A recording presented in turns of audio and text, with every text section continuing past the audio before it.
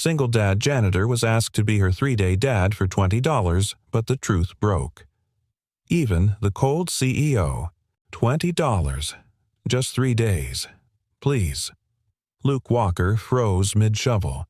The girl couldn't have been older than 9.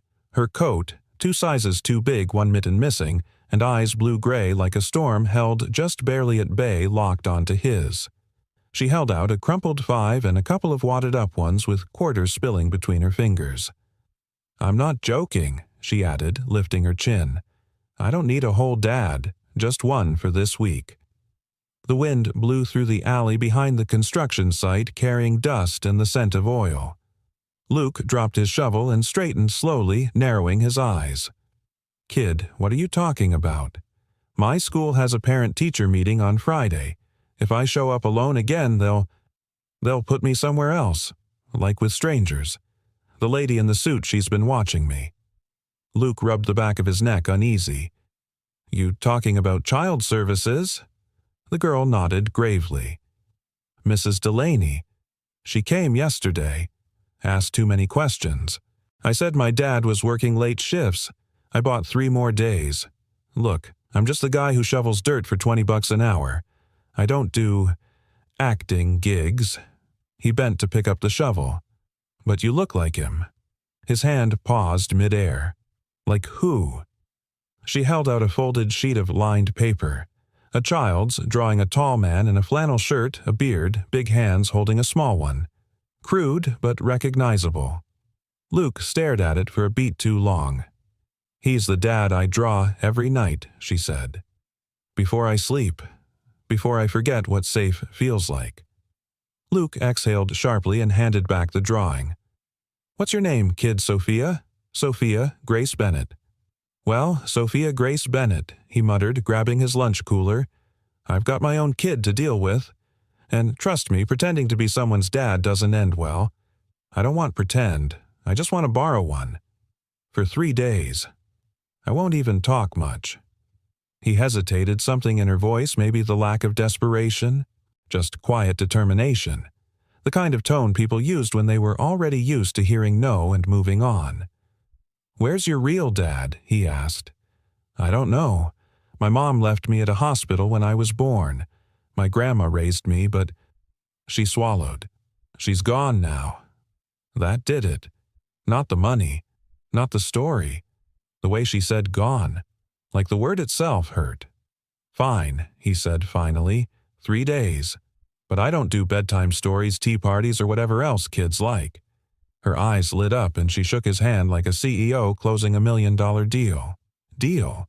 Luke hadn't expected to walk through the gates of Willow Creek Elementary before noon, much less holding hands with a pint-sized negotiator in a too-big coat.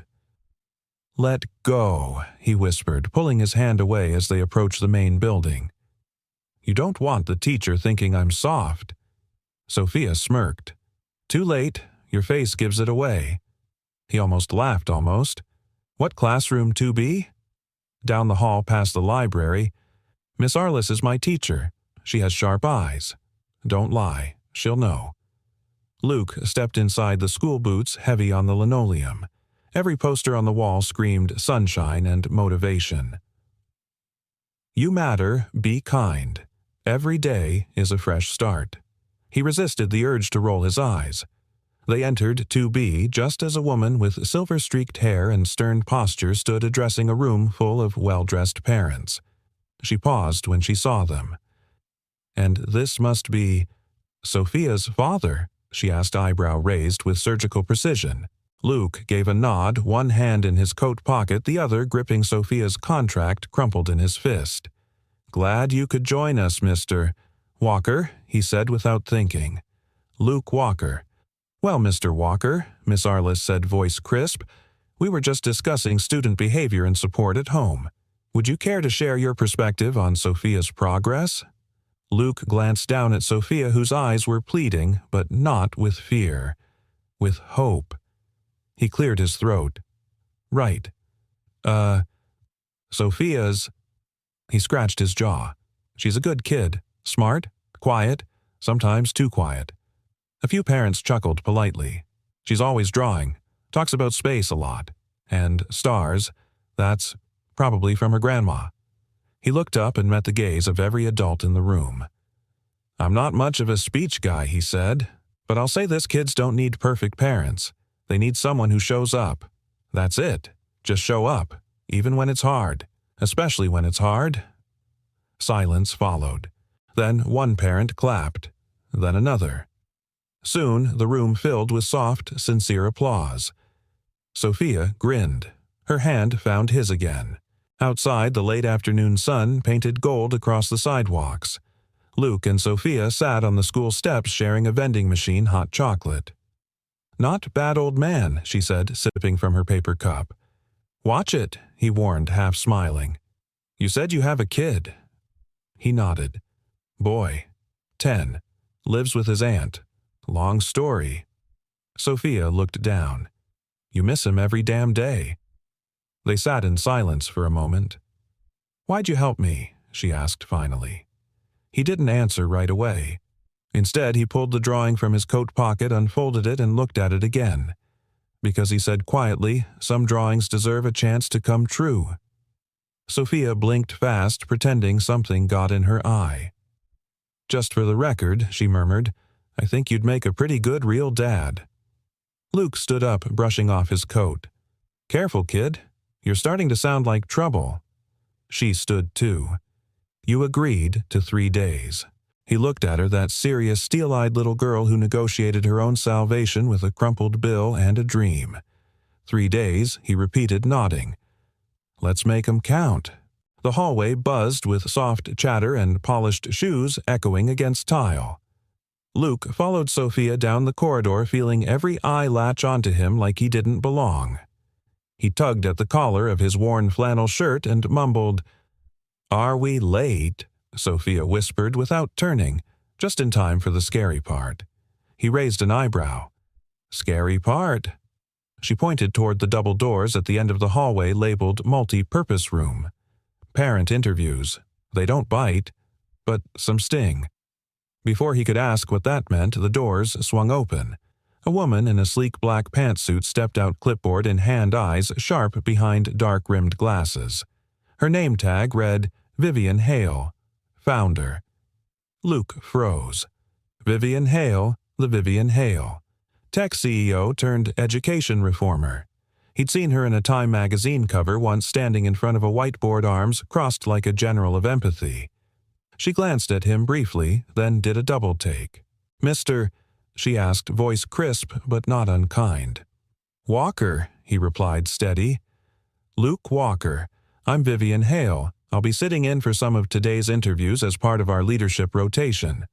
Her eyes slid to Sophia. "And this must be your daughter." Sophia stood straighter, chin up like a soldier. "Yes, ma'am." Vivian smiled politely, but something flickered behind her eyes. "Room 3A, she said. "Take the second chair to the left. You'll be called in shortly." Inside the room, Luke took in the scene. Fluorescent lights, a row of nervous parents, teachers behind foldable desks, papers, progress charts, smiles too tight. Sophia pointed at an empty bench. "Sit there. I'll be called after Timothy's mom." He nodded and watched her walk off. A woman sat beside him, early 40s, designer handbag, perfect nails. She leaned over, lips pursed. "You knew. Just here for the meeting." She eyed his boots, then his frayed cuff. "Well, bless you for showing up. Some kids don't even get that much." He didn't respond. He didn't need to. Across the room, Vivian was watching. Not impolite, not hostile. But there was something in the way she kept looking at Sophia. 10 minutes later, Miss Arliss motioned them over. Luke stood, exhaled, and followed Sophia to the desk. Vivian remained seated beside the teacher, folding her hands neatly. "Please take a seat," Miss Arliss said. "Sophia's academic record is solid. Top marks in reading and creative writing. Mathematics above average. But we have concerns." "Concerns?" Luke asked. Vivian interjected, voice even. "Social behavior. Sophia has trouble forming connections with peers. She's often isolated. Her drawings show themes of longing, family absence, and sometimes loss. Luke glanced at Sophia. She was staring down at her shoes. Miss Arliss slid a paper across the table. "This is from last week's art project. Draw your home." Luke turned the paper around. In crayon was a tiny house with one window lit. Inside, a small girl with a flashlight sat beside an empty dinner table. Outside the window stood a tall man, blurry, just watching. Vivian said softly, "We don't mean to pry, but children don't draw what they don't feel." Sophia finally spoke. "Sometimes I pretend there's someone waiting outside, not to take me away, just to stand there, to make sure I'm not alone." Silence settled like dust. Then Luke leaned forward, voice low but clear. "You know, when I was a kid, I thought love was when someone gave you what you asked for. Turns out real love is when someone shows up, even when you didn't ask, and stays." Vivian tilted her head. "That's a rare perspective for someone who she stopped herself, who looks like me." Luke smiled, but not kindly. "You'd be surprised what you learn when life knocks your teeth in a few times." Vivian's eyes narrowed, but not in judgment. In recognition. She sat back. Miss Arliss cleared her throat. "Sophia's academics are strong. What she needs is security, stability." Luke nodded. "I'm working on that." Vivian's voice softened. "And what are you to Sophia, Mr. Walker?" He looked at the girl beside him. A pause. Then he said, steady as stone, "Maybe not the dad she was born with, but I'm the one who showed up." Vivian's gaze held his a moment longer, then slowly looked away. Back outside, Sophia skipped down the school steps. "You did it!" "That last line, that was awesome." Luke chuckled. "Wasn't a line." She grinned. "That's what made it awesome." They turned the corner of the school building where parents were picking up children. Luke saw a woman in a navy trench coat across the street watching them closely. "Friend of yours?" he asked. Sophia paled. "That's her. Mrs. Delaney, the child welfare officer, watching like a hawk through the windshield." Luke took Sophia's hand not softly, not protectively. Firm. Decided. "Come on," he said. "Let's go before we give her a reason." Sophia looked up at him. "Are we still doing this tomorrow?" He thought for a moment. 3 days. That was the deal. But something had already shifted.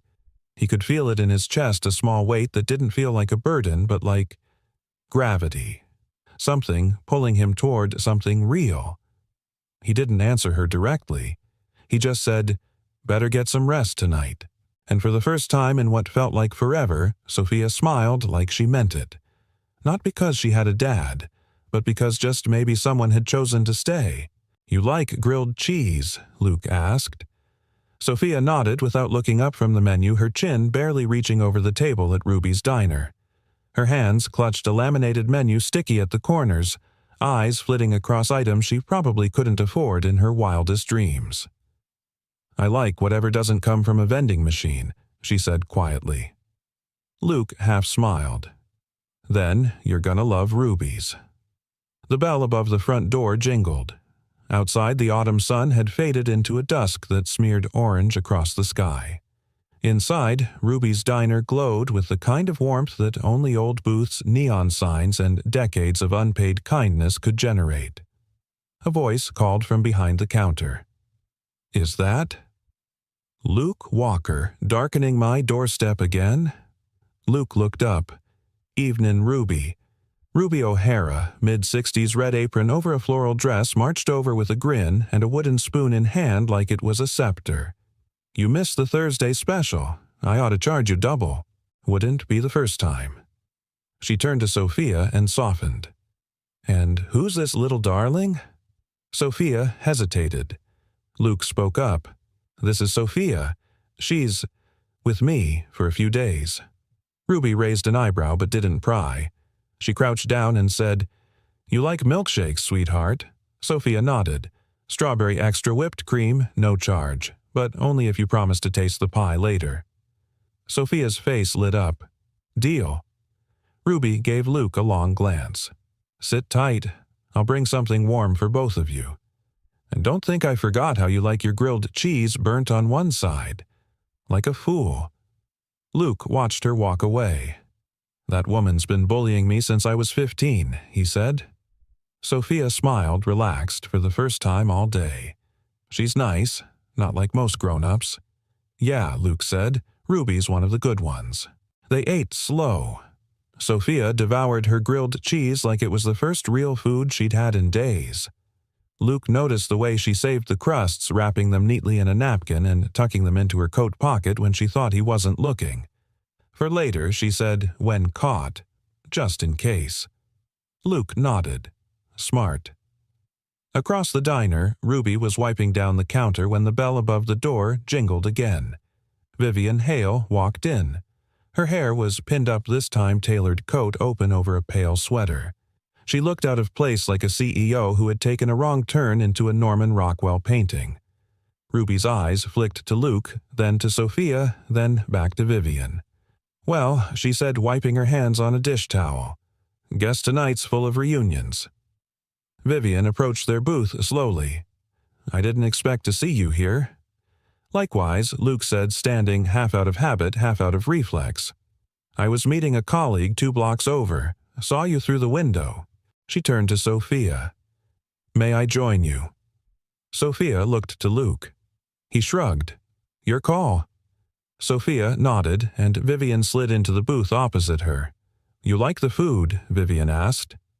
Sophia hesitated, then said, "It's the best grilled cheese I've ever had."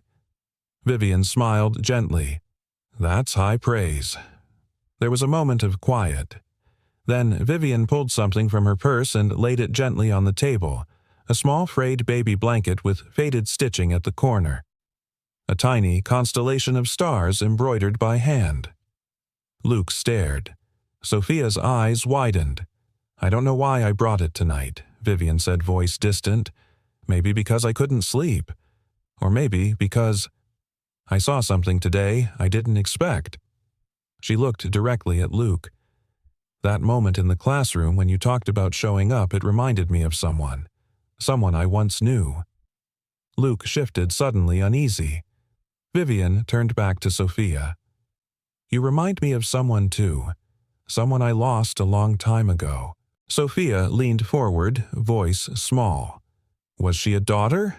Vivian swallowed hard. "Yes." Ruby approached just then, balancing 2 slices of pie and a fresh cup of coffee. "You're in luck, Miss Hale," she said, placing the plates down. "This one's on the house, but only if you're here to talk, not inspect the walls." Vivian chuckled softly. "Just talking." "Thank you, Ruby." Ruby looked at Sophia. "Sweetheart, come with me for a second. Let's pick out something from the gumball machine." "On me." Sophia looked at Luke. "It's okay," he said. "Go on." When they were out of earshot, Vivian leaned in. "Who is she to you?" she asked. Luke didn't answer right away. "She's a kid who needed someone. So I showed up." Vivian studied him for a long moment. "You're not just playing a role." "I saw it. So did Sophia. She's not a job," Luke said.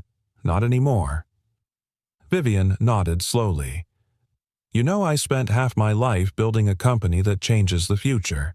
But I forgot that some futures don't need tech. They just need someone willing to stay." There was a silence between them. A thick, loaded quiet filled with things unsaid. Then Vivian whispered, "The last time I saw my daughter, she was wrapped in that blanket." Luke's heart stopped. But before either could speak again, Ruby returned with Sophia, who was cradling a gumball machine trinket like a diamond. "Look what I got," she beamed. "It's a tiny key." Vivian smiled, her voice catching in her throat. "Sometimes the smallest key opens the most important doors." That night, as Luke walked Sophia home under the glow of streetlights, she asked, "Who is she?" Luke glanced down. "Someone who lost something precious. Like you." He didn't answer. Do you think people ever find what they've lost? She asked. Luke looked up at the sky, then at the girl beside him who had offered him $20 and a second chance without even knowing it. I think sometimes what's lost doesn't come back the way we remember, he said quietly. But maybe, just maybe, it comes back better. And as Sophia slipped her hand into his again, neither said another word, but something somewhere between them had already changed. It was the knock that didn't sound like trouble, but felt like it. 3 short raps. Calm. Professional. Luke looked up from the sink dish towel and hand water still dripping from his fingers. Sophia was on the couch curled under a blanket sketching rocket ships on a notepad with chewed-up corners. The 4th knock came. He wiped his hands, heart tightening. He wasn't a man easily spooked, but something in the air had shifted. "Stay put," he said to Sophia. She nodded, eyes already wary. He opened the door. Standing there was a woman in her mid-40s, dark trenchcoat hair pulled tight, a badge clipped to her lapel. Mrs. Delaney, Child Protective Services. "Mr. Walker?" she asked, her voice even unreadable. "That's me." She held up a folder. "I need to ask you a few questions." "May I come in?" Luke stepped aside reluctantly. Sophia straightened on the couch the moment she saw the badge. Her body tensed like a string pulled too tight. "I'm not in trouble," she said quickly. "I did everything right." Mrs. Delaney's expression softened just barely. "This isn't about trouble. It's about safety." She took a seat at the small kitchen table. Luke remained standing. "How long have you been acting as Sophia's guardian?" she asked. Luke hesitated. 3 days. "That matches her school report," she said, flipping through papers. "Sophia told Miss Arliss you were her father." "Is that true?" Luke exhaled. "No, but I didn't tell her to lie.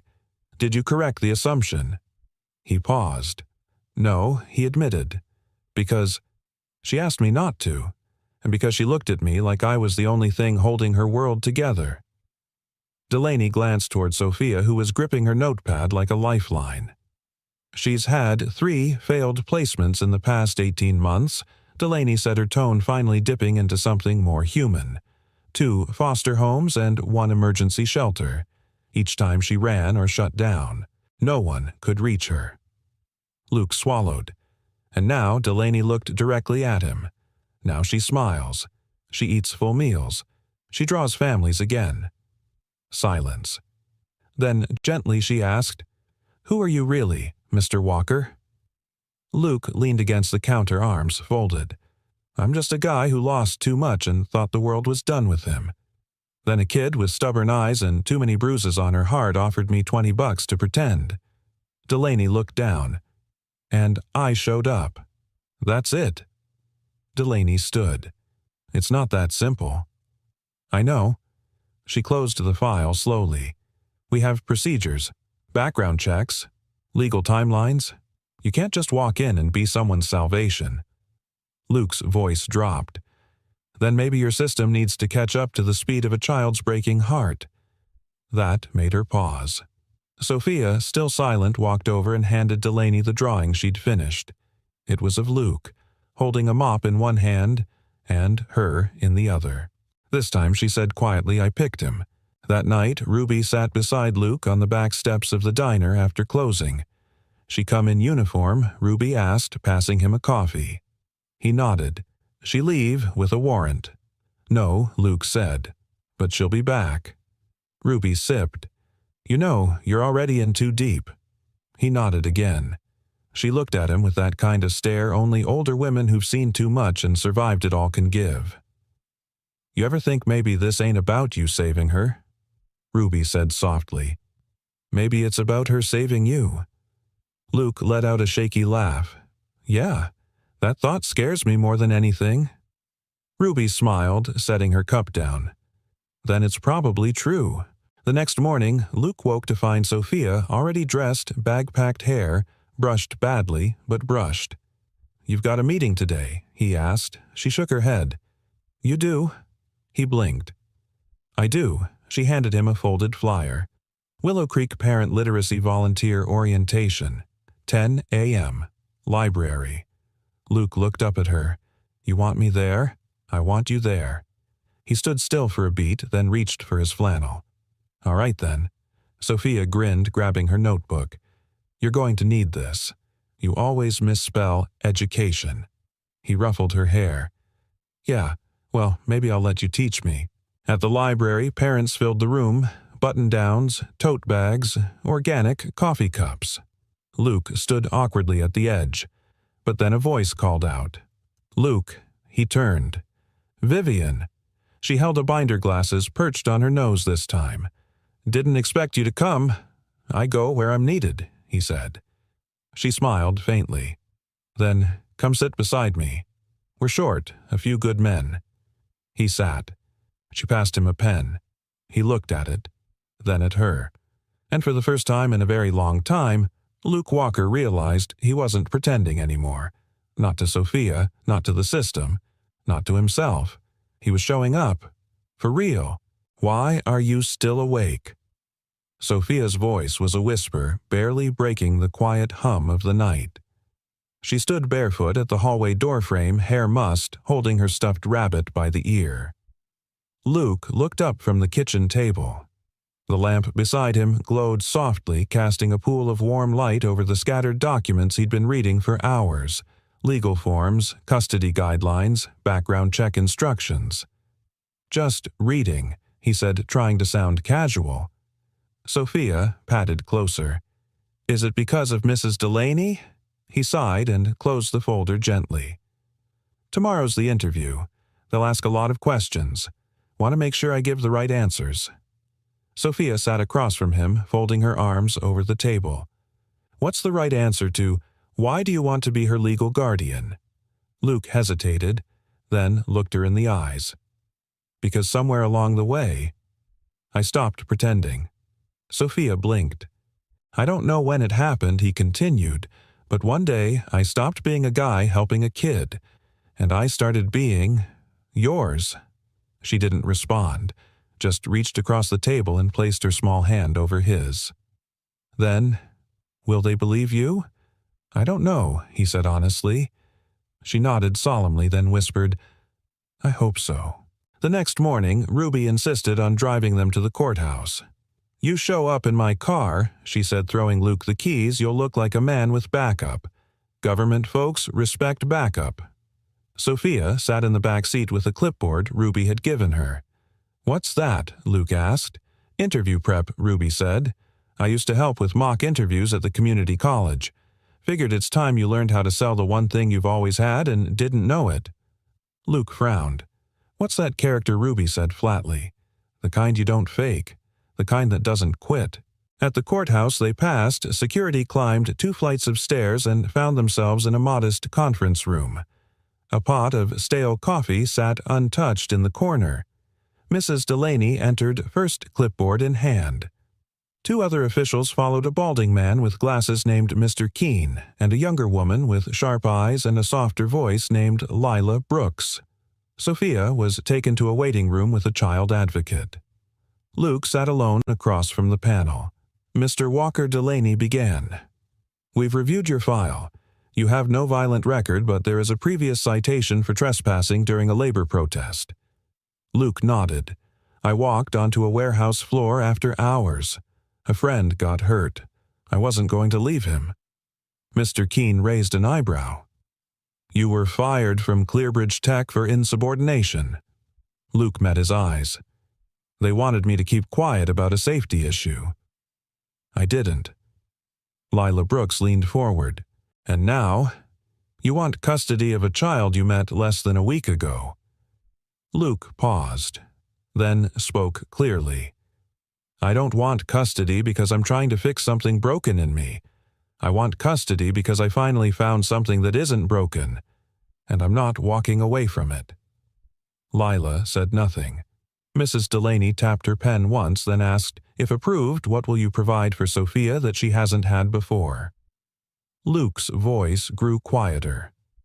Someone who doesn't leave when it gets hard. He looked up at them. I may not have the perfect job, or a white picket fence, But I show up. Every day. And if you give me the chance, I'll keep showing up. For her, as long as she'll let me." The room was silent. Then the door creaked open. Vivian Hale stepped in. "Apologies," she said, breathing slightly heavy. "I was asked to submit a letter, but thought it might be better spoken." Mrs. Delaney looked surprised. "You're not on today's schedule?" Vivian stepped beside Luke and faced the panel.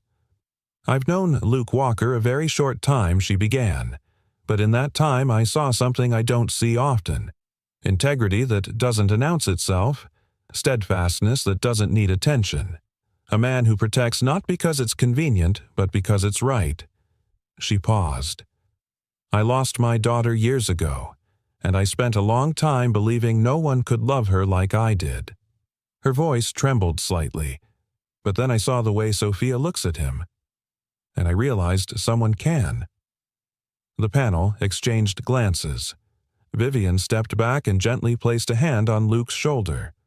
"Whatever process needs to happen, I'll vouch for this man." Outside the courthouse, the wind had picked up. Sophia ran up to Luke as soon as he stepped out, eyes wide with hope. "Did it go okay?" He knelt down.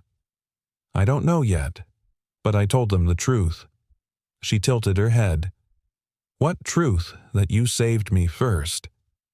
Her lips quivered. Then she threw her arms around him, the kind of hug that says more than words ever could. Vivian stood nearby, watching quietly. "Will they let us stay together?" Sophia asked against his shoulder. Luke hugged her tighter. "I don't know," he whispered, "but I'm not going anywhere." Vivian's voice floated in. "And neither am I." They looked at her. She smiled. Sometimes a family starts with two people standing still, and one child deciding to walk toward them. And for the first time since the knock on the door, there was hope. Real hope. And this time it had backup. Vivian sat alone in her office, the city glittering beyond the tall windows like 1,000 answers she didn't have. She stared at the folder on her desk. A single piece of paper lay on top, yellowed at the edges, creased from too many times being opened, folded, and hidden again. It was a letter, written 13 years ago. She reached for it with trembling fingers. "To the family who will raise my daughter, her name is Sophia. She loves music. Not the silly kind, but the kind that feels like it's already known you forever. She's quiet when she's scared. She hides snacks in her sleeves. Please don't scold her for it. It means she doesn't trust you yet. But she will, if you earn it. She deserves someone who stays. I couldn't, but maybe you can. V." Vivian pressed the paper to her chest, eyes brimming. That letter had never been sent. Instead, it had sat in a drawer beside the hospital discharge forms and a photo of a newborn wrapped in a starry blanket. The only proof that for one moment in her life she had been a mother and she'd walked away. Her intercom buzzed. Miss Hale, her assistant, said gently, "There's a call from CPS. They said it's urgent." Vivian closed her eyes. "I'll take it." Meanwhile, at Luke's apartment, Sophia was flipping through an old photo album Ruby had dropped off. Luke sat beside her, pointing to a photo of himself at 18, long-hair, grease-stained shirt, standing proudly next to an old Pontiac. "You look like a mechanic who gives life advice at gas stations," she said, smirking. "I gave great advice," Luke replied. "Mostly about how not to date girls who say, 'whatever,' too much." She laughed, then pointed to a photo of a young woman with strawberry blonde hair and kind eyes. "Who's she?" Luke paused. "That's my sister, Marissa. She passed away 6 years ago." Sophia nodded slowly. "She looks like someone who'd sneak you cake before dinner." Luke smiled. She did, and she never apologized for it. Sophia turned the page. There was a baby picture, wrinkled tiny fists, squinting eyes. "Is that you?" Luke nodded. Sophia looked down at it, then whispered, "I wish I had pictures like this." Luke's smile faded. "You don't have any." She shook her head. "I don't even know what I looked like before I could talk. Sometimes I wonder, Did anyone ever sing to me? Luke's chest tightened. He reached for her hand. Sophia, you don't need photos to prove you were loved. You just need someone to show up now. And I'm here. She looked at him, eyes full of something unspoken. Then she whispered, Could you be my dad? Just once.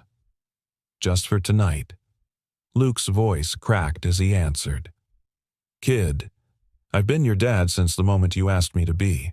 Later that night, Vivian walked up the steps of Ruby's diner. She held a sealed envelope in her hand. Ruby saw her through the glass and opened the door before she could knock. You look like someone who finally stopped running, Ruby said softly. Vivian handed her the envelope. This is for Luke, but I think maybe you should read it first. Ruby raised an eyebrow, took the envelope, then led her to a booth in the back. They sat in silence as the city outside dimmed into midnight. Ruby opened the letter. She read slowly, carefully, her eyes scanning each word like they carried weight from another lifetime. When she finished, she looked up. You sure about this? Vivian nodded. I am now. You ready to tell him? Vivian exhaled. I was 18. I didn't know how to be a mother.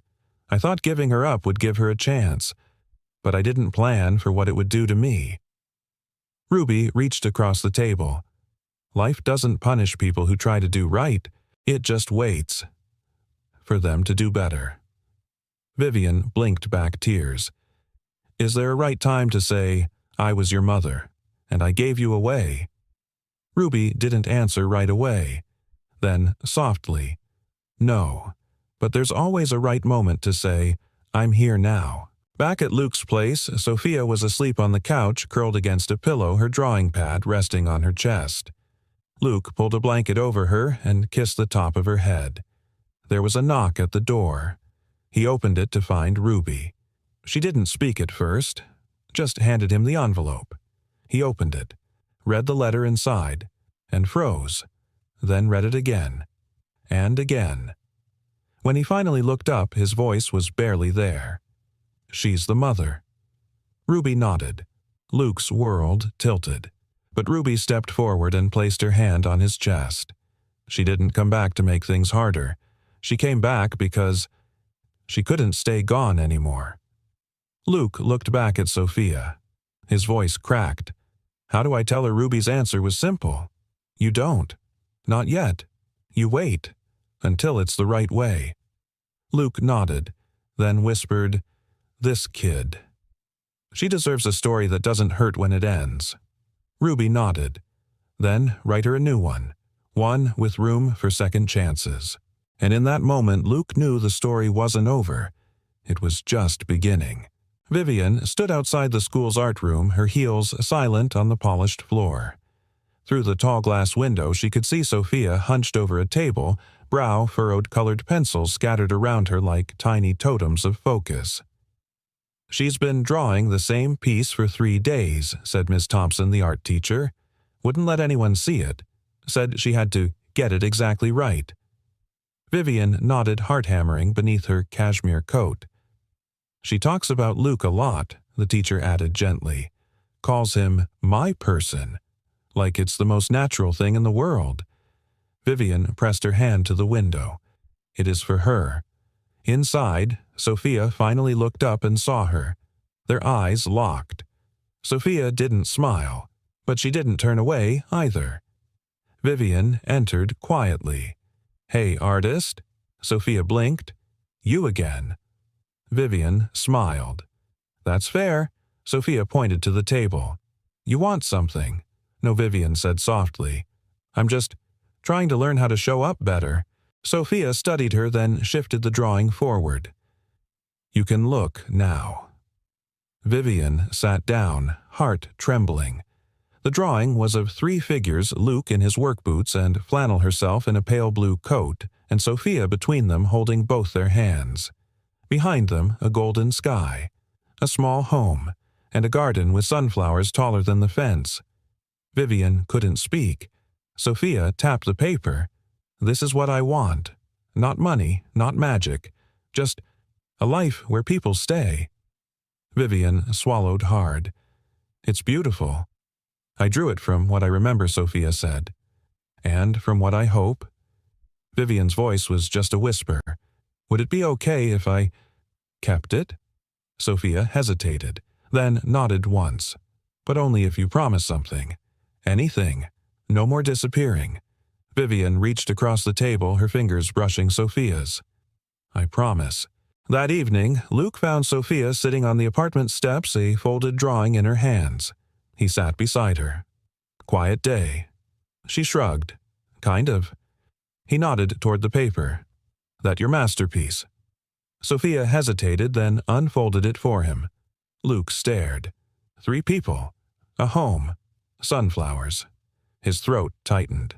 That me? Sophia nodded. Luke smiled faintly. You made me taller. You feel taller when I'm next to you, she said simply. He reached out, touched her hair. You want this to be real, huh? I need it to be, she whispered. Inside, Ruby was heating soup on the stove when Vivian knocked on the door. Luke answered, surprised. I'm not here to talk about the past, she said quickly. Not yet. I just need to be part of the present.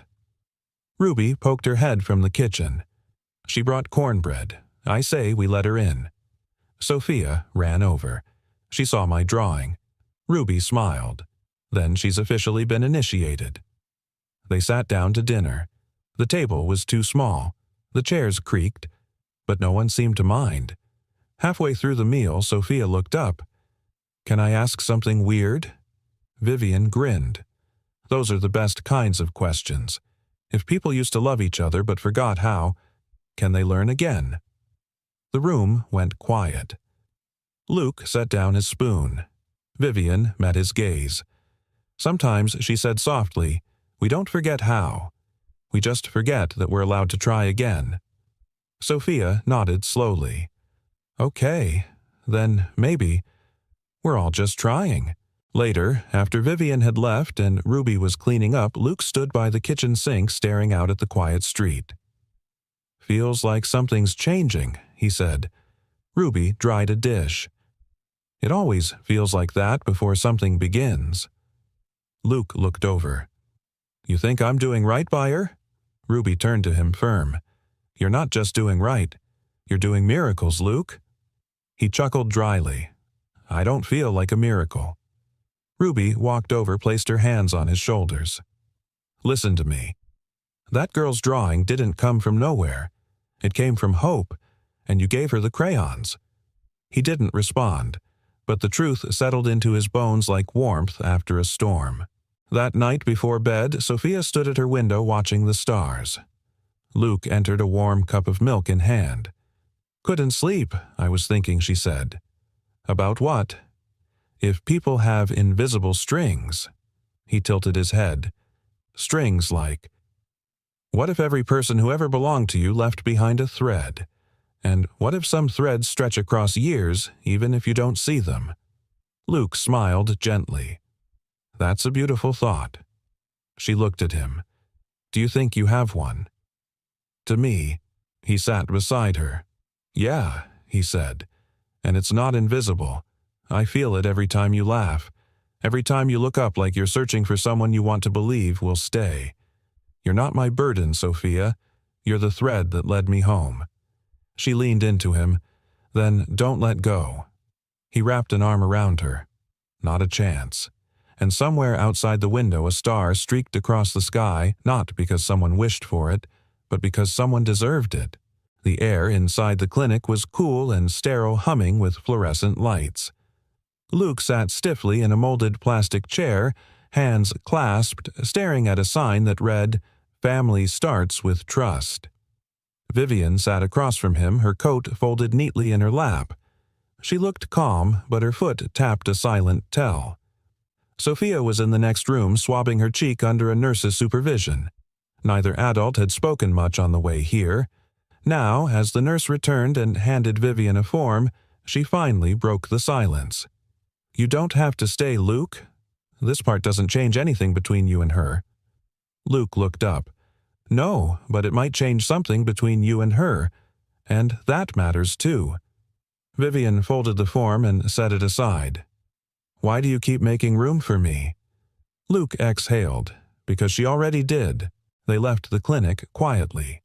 Outside, Sophia was waiting on the steps, swinging her legs. She looked up, lips tight.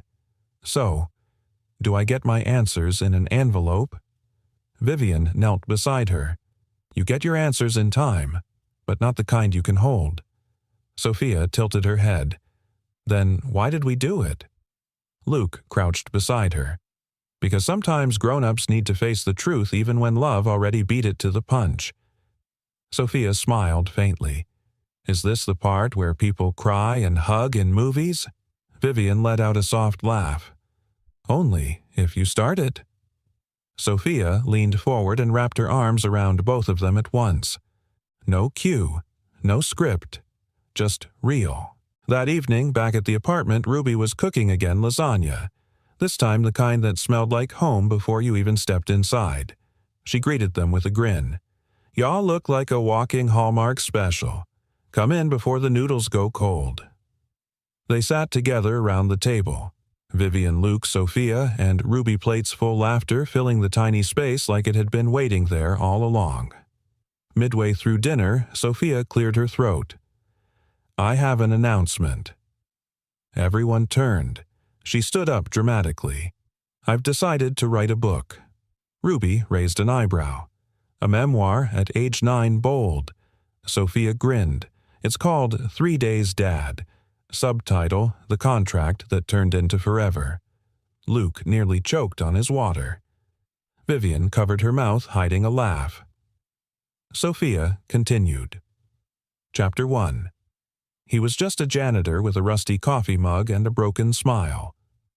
Luke raised a hand. "Hey now, Chapter 2, she pressed on. She was just a CEO with too many passwords and not enough hugs. Vivian choked. That's oddly accurate.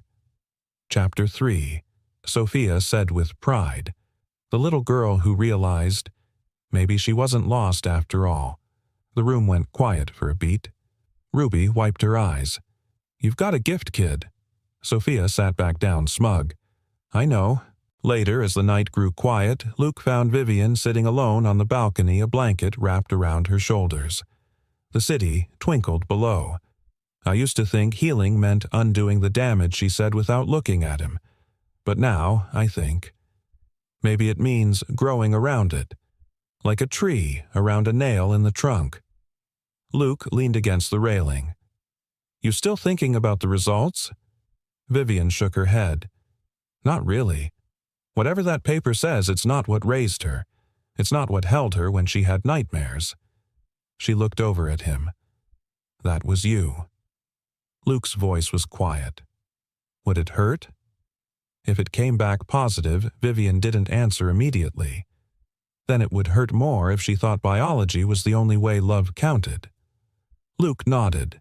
"She's got your fire. She's got your heart." He looked at her. "That scare you," Vivian chuckled softly. "It terrifies me, but in the best way." 2 days later, the clinic called. Vivian answered, listened, and thanked them, then hung up. She stood in the middle of her living room, the quiet pressing in like fog. Her hands trembled.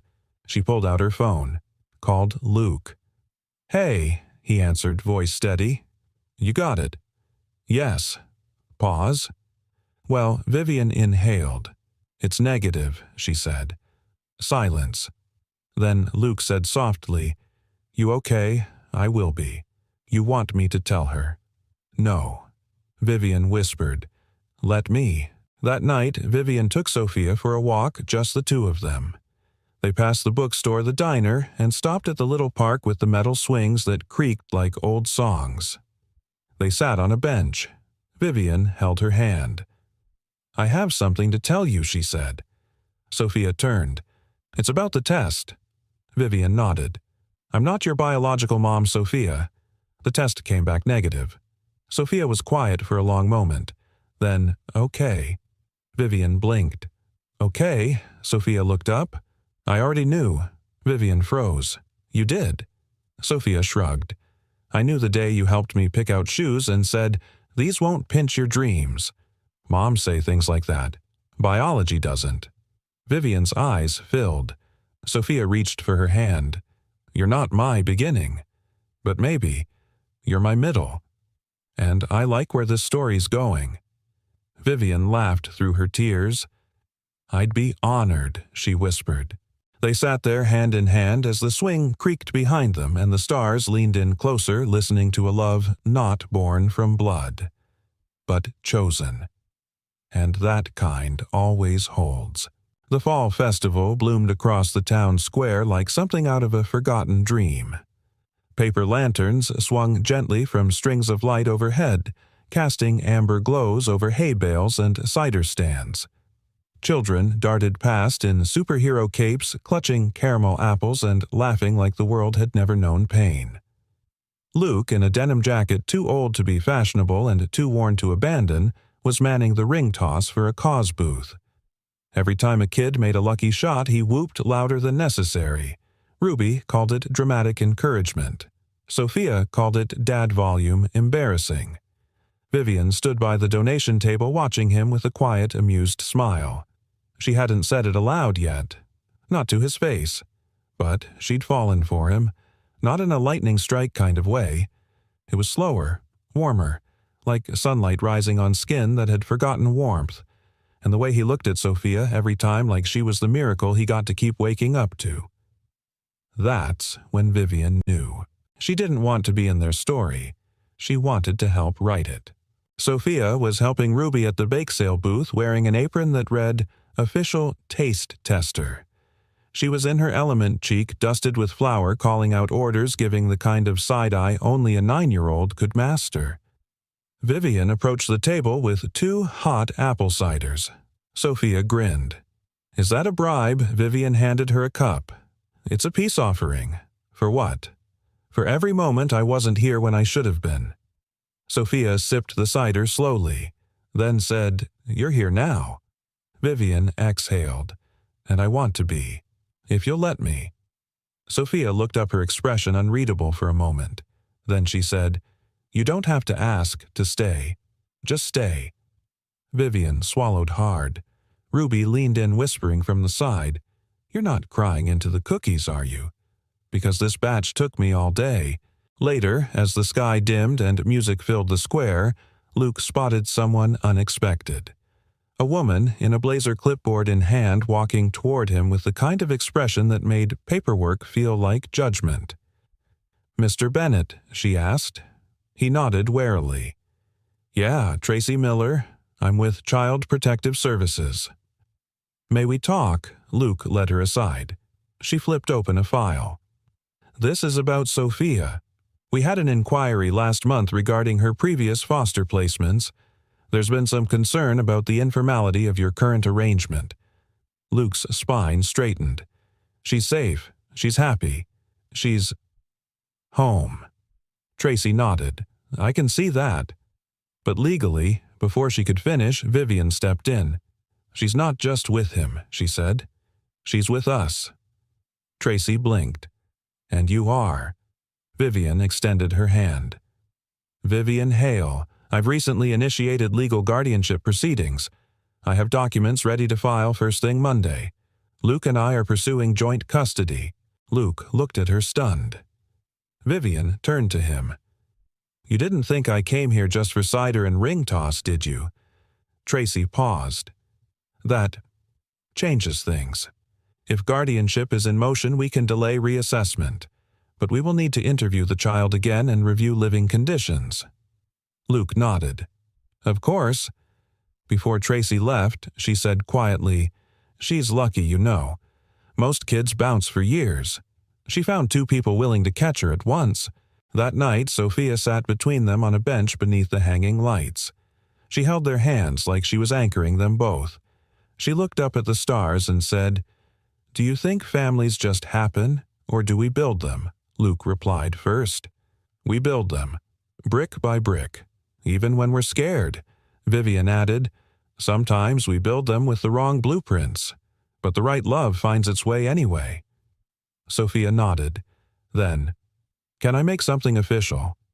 She pulled out a folded piece of paper from her backpack, unfolded it, It was a contract, in colored marker, family agreement. Clause 1, we eat spaghetti on Sundays. Clause 2, we fight fair. Clause 3, we always come back. Clause 4, no leaving during storms. Clause 5, you are mine. I am yours. Signed, Sophia Pending, Luke and Vivian. Luke blinked fast. Clause 4, got me. Vivian took the pen Sophia offered, signed, then handed it to Luke. He paused, looked at them both, then said, I wasn't there at your beginning, Sophia, but I'd sign up for every chapter after this. And he did.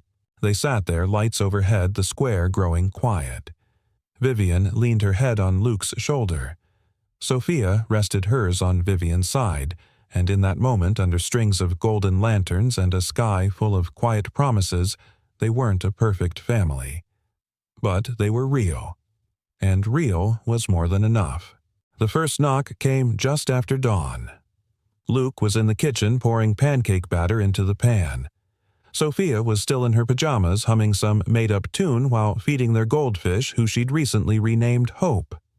The second knock was louder, sharper. Luke opened the door and froze. The man on the porch wore a dark gray suit. His hair was slicked back, his posture military. In his hands was a leather briefcase, and behind his glasses were eyes that had read too many contracts and not enough bedtime stories. Mr. Bennett, the man asked. Yeah, my name is Craig Halpern. I represent Melissa Kavanaugh, Sophia's biological mother. The air left the room. Inside, Sophia's humming stopped. Luke stepped out onto the porch, closing the door behind him. She's been gone, he said, for years. She's returned, Halpern said, and she's filed for full custody. Luke's hands clenched. She abandoned Sophia. Halpern adjusted his tie. According to my client, she was in treatment. Rehabilitated. She claims to be ready, fit, and determined to reclaim her daughter. Luke's voice dropped low. She didn't even leave a note. Halpern nodded slowly. Nonetheless, the court has granted a preliminary hearing. You'll be served this afternoon. He handed Luke a sealed envelope. And, Mr. Bennett, he added, voice cooler. Now, emotional attachment does not outweigh biological rights in the state of California. That night, Luke sat alone at the edge of Sophia's bed watching her sleep. Her little chest rose and fell under her rocket ship comforter. One arm sprawled out, clutching her stuffed rabbit. Vivian stepped in barefoot, her face unreadable. She's back, Luke said flatly. Vivian's eyes widened. Melissa? He nodded. Full custody. Court hearings next week. Vivian sat down beside him. Do we have a shot? Luke looked at her. We have her heart, but I don't know if that's enough in a courtroom. Vivian took his hand. Then we fight for her, she said, not out of fear, but out of love. Luke exhaled the weight pressing heavier on his chest. She asked me once, he murmured, if I'd let go if someone else showed up. Vivian looked at him. And what did you say? I said I wouldn't. Then don't, Vivian whispered. She needs to see us hold the line.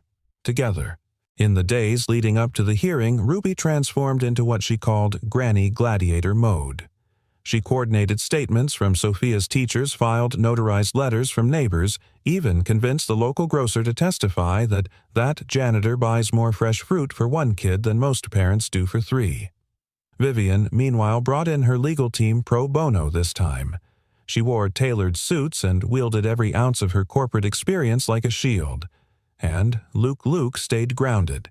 He packed Sophia's lunches, walked her to school, sat through her science fair even when his mind buzzed with court dates and worst-case scenarios. One night, as he tucked Sophia in, she asked, do I have to go with her if the judge says so? Luke swallowed hard.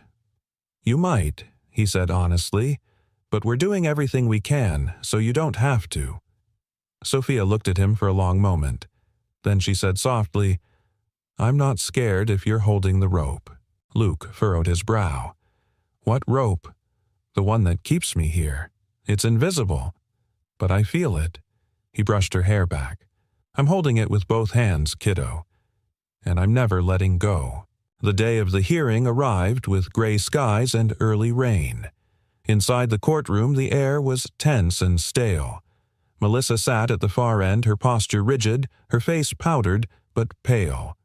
She didn't look evil, just hollow. When the judge called the case, Luke stood, first hands shaking slightly. Vivian stood beside him, composed. Sophia, under court rules, had written a sealed letter. The judge read it privately before the testimonies began. Luke spoke from the heart. "I'm not her blood," he said, "but I've been her safety, her routine, her laughter. I've learned to braid her hair, find her lost shoes, and tell bedtime stories without the book." He paused, his voice cracking. "I didn't just show up for the good parts. I stayed through the storms." Vivian added, "Sophia doesn't need someone who came back for her out of guilt. She needs people who chose her again and again." The judge nodded. Then Melissa stood. "I was sick," she said, "and I got help. I'm not proud of what I did. But I've changed. She's my daughter." The judge listened, took notes, then called a recess. During the break, Sophia approached Luke in the hallway. She reached into her backpack and handed him something. It was the drawing, the one she'd made weeks ago. 3 people, a home, sunflowers. Luke looked at her startled. "I want you to show the judge," she said. He crouched beside her.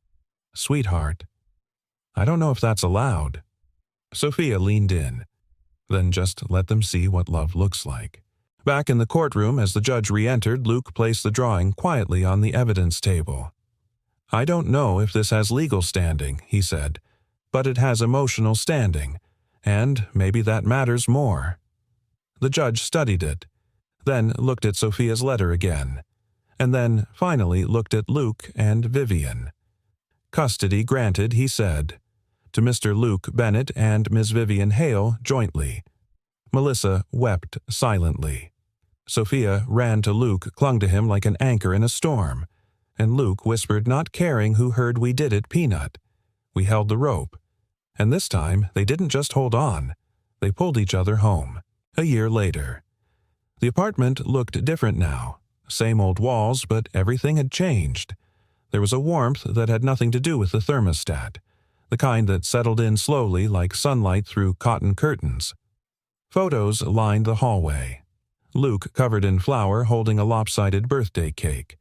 Vivian in sweats and no makeup passed out with a book on her chest. Sophia curled beside her like a cat. Ruby caught mid-laugh holding up a world's best landlady mug with pride. And in the center of it all, Sophia, smiling in every frame. It was a Sunday morning, and the living room was filled with the smell of cinnamon rolls and the sound of gentle chaos. Sophia was chasing a balloon between couch cushions, still in her pajamas. Luke stood at the stove humming an old country song. Vivian, in one of his oversized flannels, was scribbling something in a notepad. "Is that another one of your presentations?" Luke asked, flipping the pan. Vivian smiled. "Actually, it's a speech. For work." She looked up. "No, for us." Sophia stopped bouncing.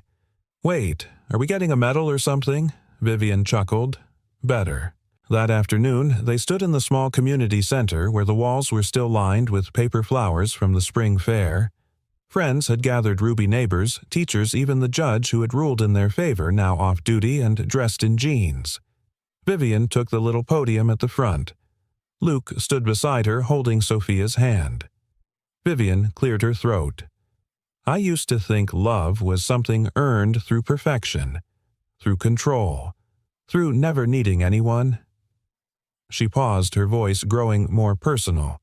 "But it turns out love looks more like pancake batter on a ceiling, missed school buses, and falling asleep mid-movie." Laughter rippled through the room. "Love," she continued, "found me the day a little girl said, 'Could you be my mom just once?' And it never let go." She looked at Luke. "And you didn't save me. You didn't fix me. You saw me. And that saved everything." Luke stepped forward. "I never thought I'd be standing in front of people calling myself anything more than a janitor." But turns out mops aren't the only thing I know how to hold. He looked at Sophia, who beamed up at him. I held on to her. I held on to hope, and I held on to you even when I didn't know what we were building. He turned to the crowd. And we built something all right. A family.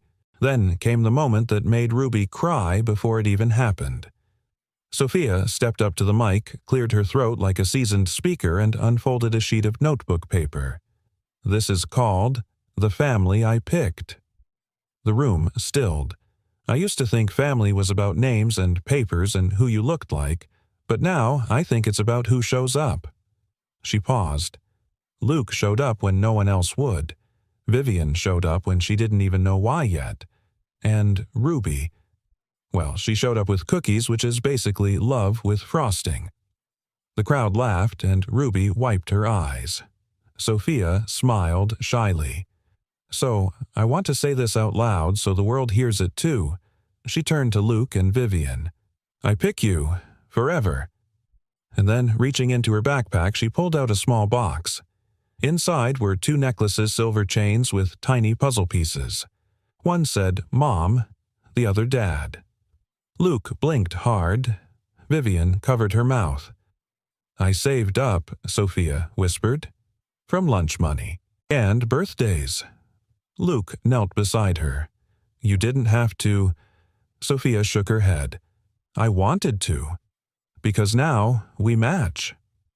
Vivian took the necklace and fastened it with trembling fingers. Luke did the same.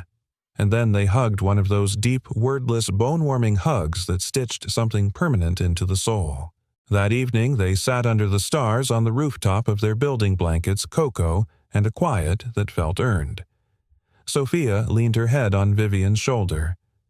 Is it weird that I don't miss before Vivian looked down? What do you mean, I mean? I don't miss the life I thought I had. This feels more real than any of that. Vivian nodded. Because this wasn't given to you. You built it. And that kind of life, that kind lasts. Luke smiled. You two are getting really good at this whole deep wisdom thing. Sophia smirked. Takes practice. Luke held up his cocoa. To the practice. Vivian tapped hers against his. To the messes. Sophia added, to the rope we all held. They clinked. And in that soft rooftop glow, nothing exploded. Nothing dramatic happened. Just a family finally whole. Some stories start with blood. Others start with loss. But the most powerful stories, they start with choice. This one began with 3 days. But it lasted forever. If this story touched your heart, I'd love to know where are you watching from. Drop a comment below and share what moment stayed with you the most. Was it the moment she asked, could you be my mom just once? Or the drawing that said everything words couldn't? And if you believe in the power of kindness, love, and second chances, don't forget to subscribe to the channel. There are so many more stories waiting to be told. Stories that just might be the hope someone out there needs today. Hit the bell so you never miss the next one. Thank you for watching, for feeling, and for being here. You're not just a viewer, you're part of this story too. Until next time, take care and take heart.